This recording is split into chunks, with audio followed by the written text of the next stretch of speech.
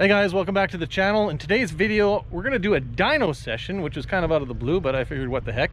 I have my clutch fan on, so I'm curious if that's going to make any more power. We'll see. We also have the beautiful 72 Chevelle. We'll see what kind of power that makes. And yeah, just all in all, fun day.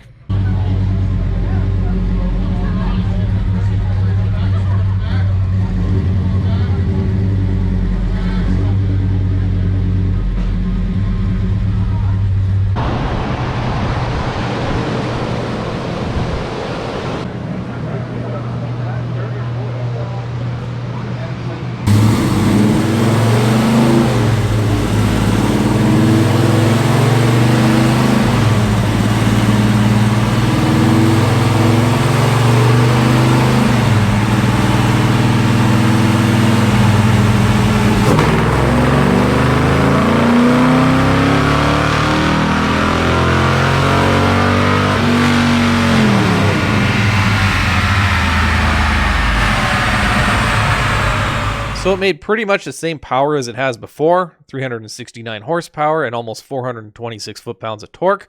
This dyno facility had a very good AFR sensor, and you can see the typical Phi-Tech characteristic where it goes lean off the hit, and then it dumps a bunch of fuel in and goes rich, and then it takes a little bit for that to clean up.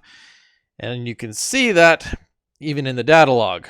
Right here at 2500 RPM, it leans out to about 14.8, fattens up to 10.7, and it cleans itself up pretty quickly and levels out to 12.5, which is where we want it. Now this dyno day allowed for 3 dyno pulls. Unfortunately, I forgot to data log the first pull, which meant I only had 1 shot at tuning.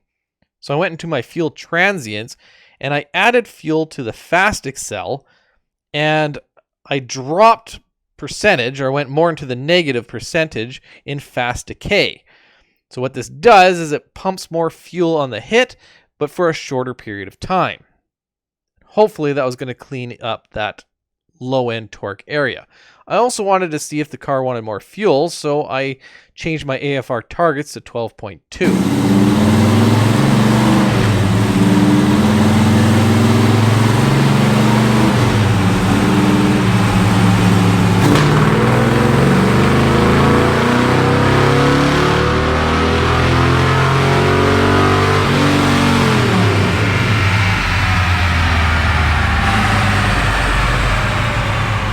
For some reason, the Phi-Tech data log didn't save. I don't know why, but it didn't.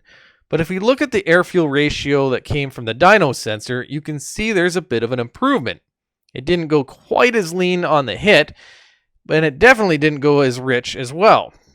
If we compare the results to a dyno session I did back in 2017, you can see there's a clear loss in torque.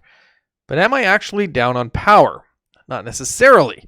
The sessions were done on different dynos on obviously different days, so it's not exactly an apples to apples comparison. It's very, very close, but it's not perfect. If it is actually down on power, it could be explained from 4 years of wear and tear on the engine. Also, I am now using a 6-speed transmission versus a 4-speed transmission I had in 2017. The T56 Magnum's thick helical gears probably rob a little bit more power than the straight cut gears in the Auto Gear M22W I had before. Given that the power curve is lower until about 5000 RPM and then actually gains power, I have to think that this might be down to the clutch fan. If we look at our previous dyno run, we can see gains of around 5 or 6 horsepower. If the transmission or age of the engine did in fact cost 5 or 6 horsepower by itself, then the clutch fan may be worth 10 or 15 horsepower above 5,000 RPM. I'm curious to see if we'll see any improvement in mile per hour at the track. Tyler's gorgeous 72 Chevelle has a mild 383 small block in front of a turbo 350 automatic transmission. It does have some 2.5-inch tailpipes and wicked sounding Black Widow mufflers, but ahead of that are factory exhaust manifolds and stifling 2-inch pipes. So we knew power was going to suffer, but this was about getting a baseline.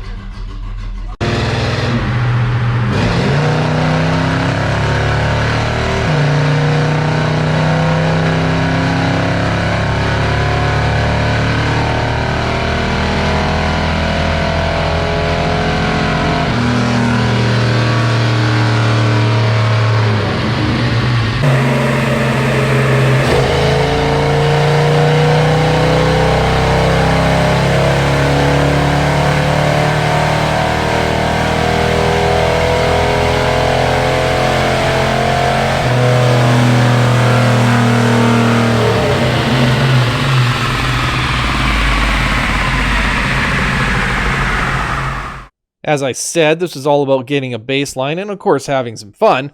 The exhaust manifolds and 2-inch collector pipes really choked the 383 down to 222 horsepower. Furthermore, we found the air-fuel ratio to be extremely lean at 14.6 to 14.7 over the entire pull. Now that we gained this information, Tyler can throw a ton of jet at his quadrijet, and I'm really excited to see how it picks up. Obviously, headers and complete 2.5-inch exhaust are in the car's future.